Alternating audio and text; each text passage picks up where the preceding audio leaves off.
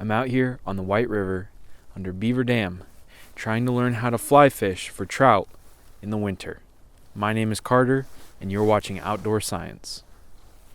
It is a cold day here in Arkansas, but I'm not going to let that stop me from going out fishing.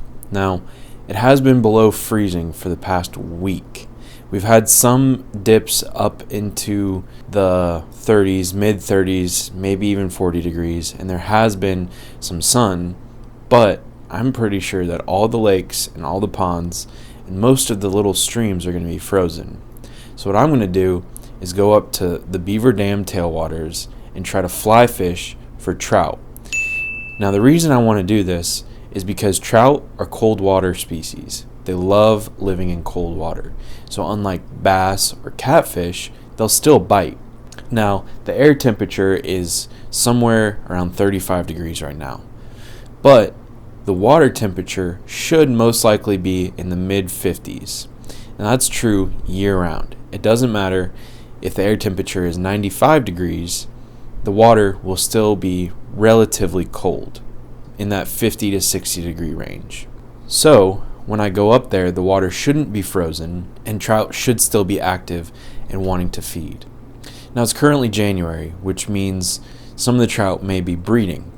For that reason, I'm not going to be wading around too much across the river. Even though I could, I'm going to primarily stay along the bank and in the very shallow waters by the shore. This is a heavily pressured water, so the trout should know that they can't really go up along the beach. So there shouldn't be any redds, which are trout beds where they lay their eggs. And what I'm going to do is I'm going to bring two fly fishing rods. I have a 5 to 6 weight and a 2 to 3 weight. With the 5 to 6 weight, I'm going to be throwing bigger rigs like heavy terrestrial flies that look like grasshoppers or large cicadas. And on the smaller rod, the 2 to 3 weight, I'm going to be throwing things like size 18 blue wing olives. I was up there about a week ago for the first time this year, and I saw lots of very, very tiny little gray bugs. And I don't know what they are, but I did a little bit of research, and it turns out they're either midges or some sort of blue-winged olive. It doesn't really matter how specific I get. I have a good assortment of flies that I got for Christmas, so I can just pick something close. All the flies I mentioned so far are flies that float on the top of the water.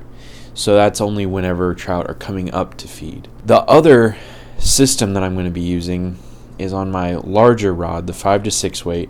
I'm going to use a double dropper rig, which means I'm going to tie two nymphs onto my line.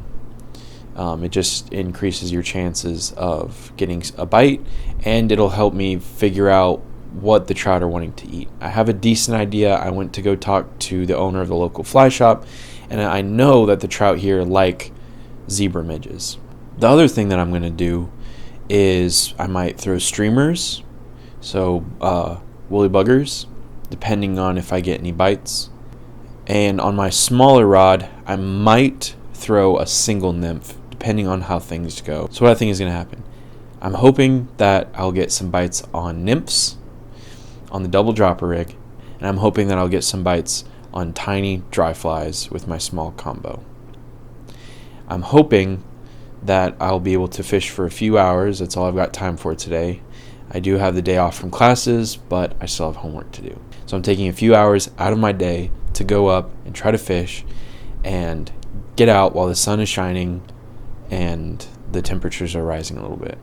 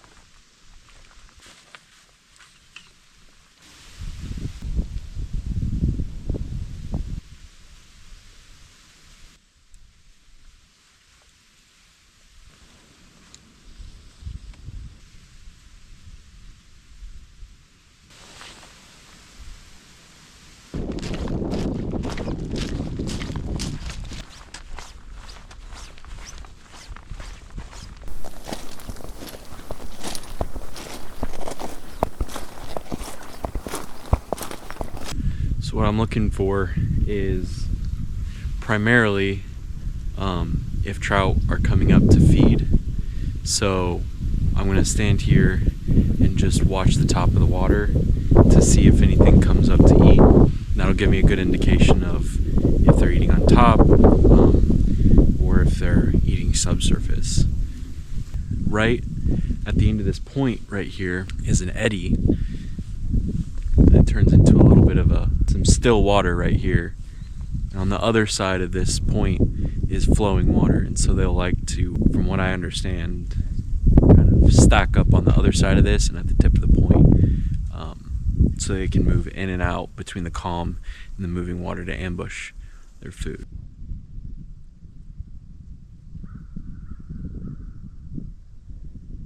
I'm not really seeing anything right here, so I'm going to continue down the bank and just see if I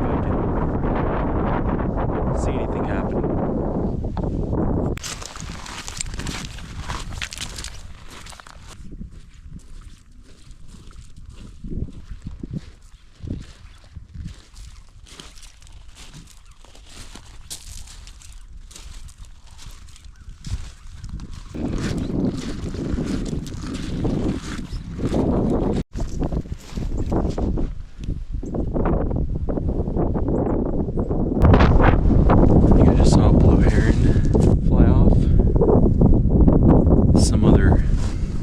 Large black bird up there, and then right here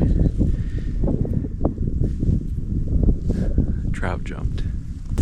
I think this is the first spot I'm going to try, and then we'll keep moving downriver if this doesn't work out. I'm going to start out with a dry fly. This is, I believe this is size 16 blue wing olive, I think. Let's see what happens.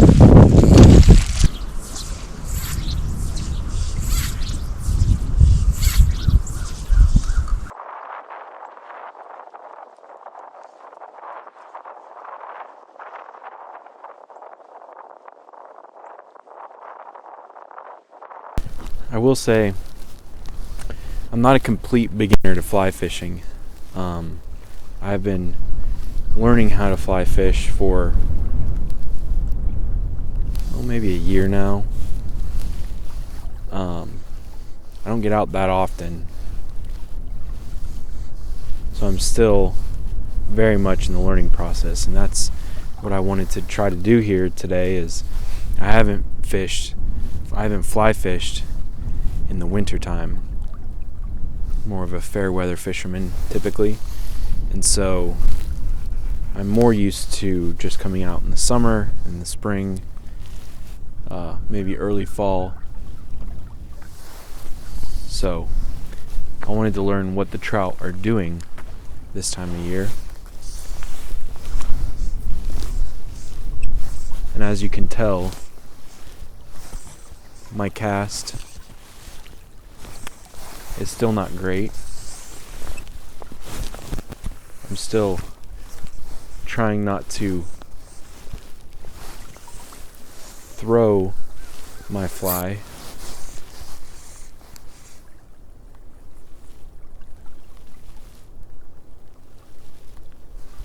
I don't know know if you heard that, but something was moving up in the woods up there. I think I might move on from this spot. I've been here for a few minutes now, but I haven't seen anything rise. And all that looks like is a big splash on the top of the water. You'll hear it. And if you've ever fed like koi or any sort of fish at like a hatchery or at a park, the little pellets, you'll know what it sounds like. It's a pretty distinctive splash on the top of the water. And it's pretty windy right now, but you would hear it. And with the way the water is kind of flowing past, you see it. It's you'll see the splash. I could see it 100, 200 yards down even if I don't hear it, but if you just keep listening, you'll hear a splash around you, and then you can look and you'll see the ripples in the water. It is harder to see that right now because of the wind, but what I was seeing was trout a little bit farther out into the middle of this river here, and I don't think I'm going to be able to get my fly out there. And there were some eating on the other bank, and that's 80 yards out there, maybe more, 100 yards. So I can't cast that far.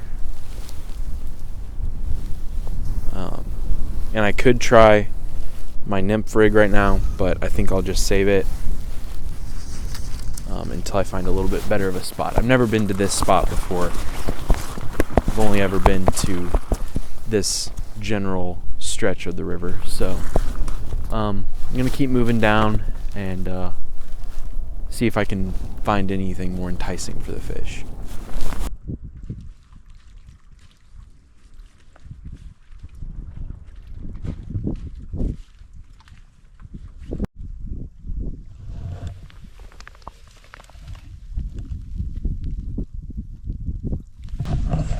So I just did some hiking along the bank and it was really muddy, and it looks like I can't get past that root clump over there, but I do have these 3 little gravel patches that are just some structure, just something that the trout might congregate to for some reason, whether it be for protection or for food or I don't know. So I'm gonna hang out here for a little while, see if anything happens, and hopefully find a fish.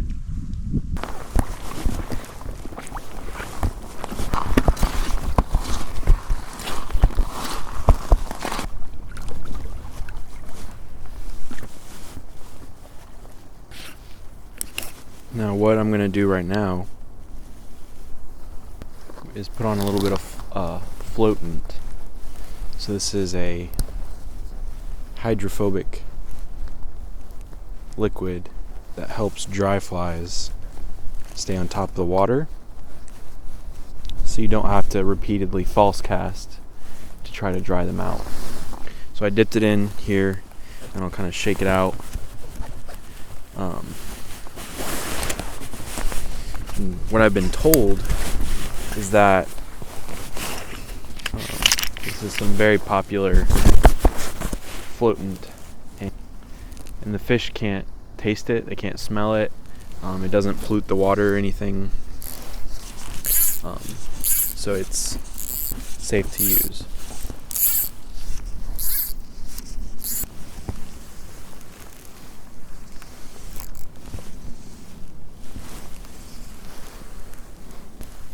And it's actually so windy, and there's so much disturbance on the top of the water that I can barely see my fly.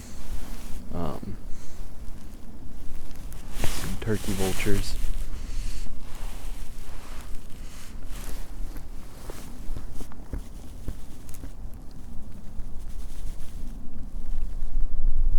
You hear something over there in the trees.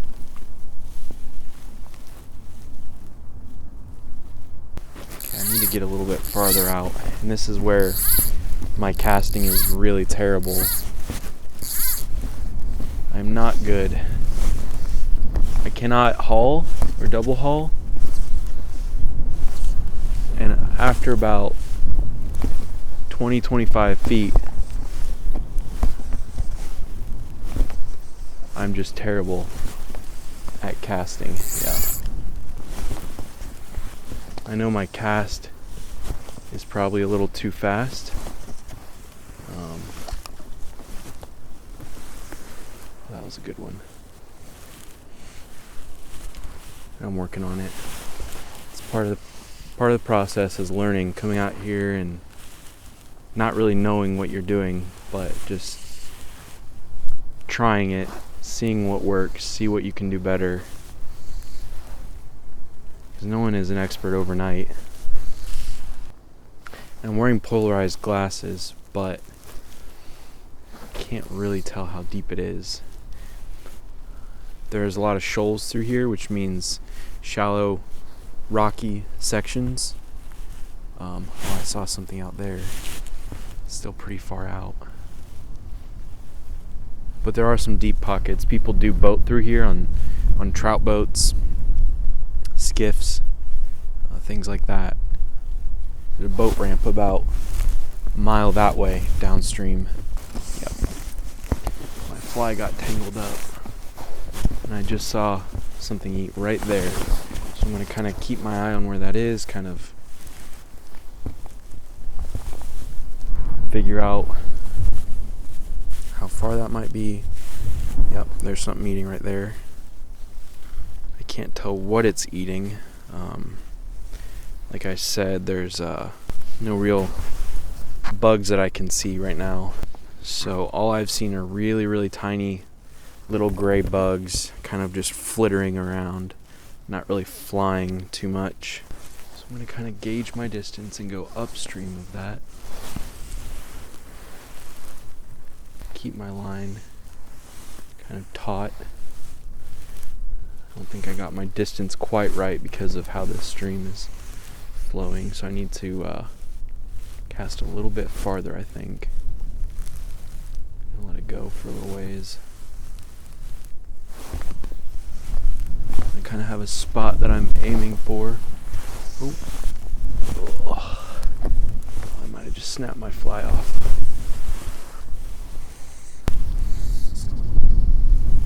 I did not snap my fly off. That's good. I've caught a couple dozen fish, I'd say at this point. Between 20 and 30 fish on a fly so far. Another fish right there. I'm gonna go ahead and hang out in this spot, but I know just enough to know what I don't know, and that's why I'm asking questions about how to fish in these conditions.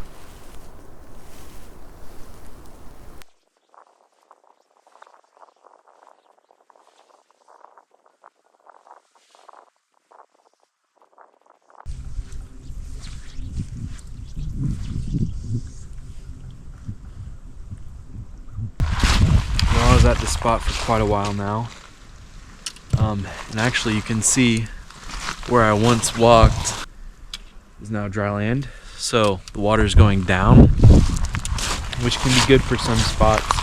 So I'm gonna go try another spot somewhere where I'm more familiar with the spot, which is really just one place. So I'm gonna go see how that spot looks. Just no luck in this one.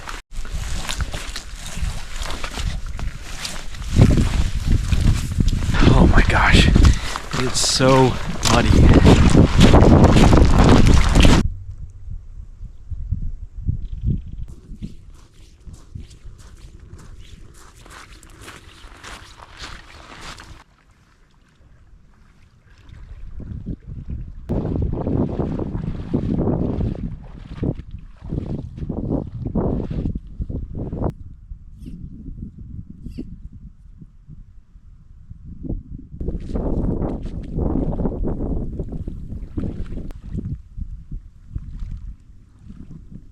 I forgot my rod. I walked off, so I came all the way back and saw a fish jump, so I'm gonna try this spot again.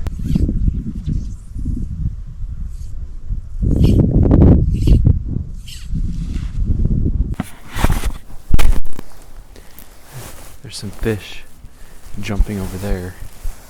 Just gotta make some pretty long casts.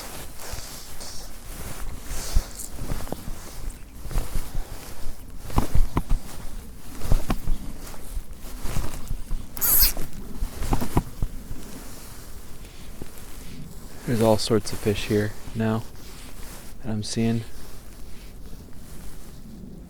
Just gotta put a fly in front of them that they want to eat. It's pretty clear that they're not interested in this elk hair caddis, but they are eating on top. So I do want to switch to another dry fly rather than moving back over to the nymph. So I'm gonna swap out what I'm throwing. Alright, I've swapped over to this fly.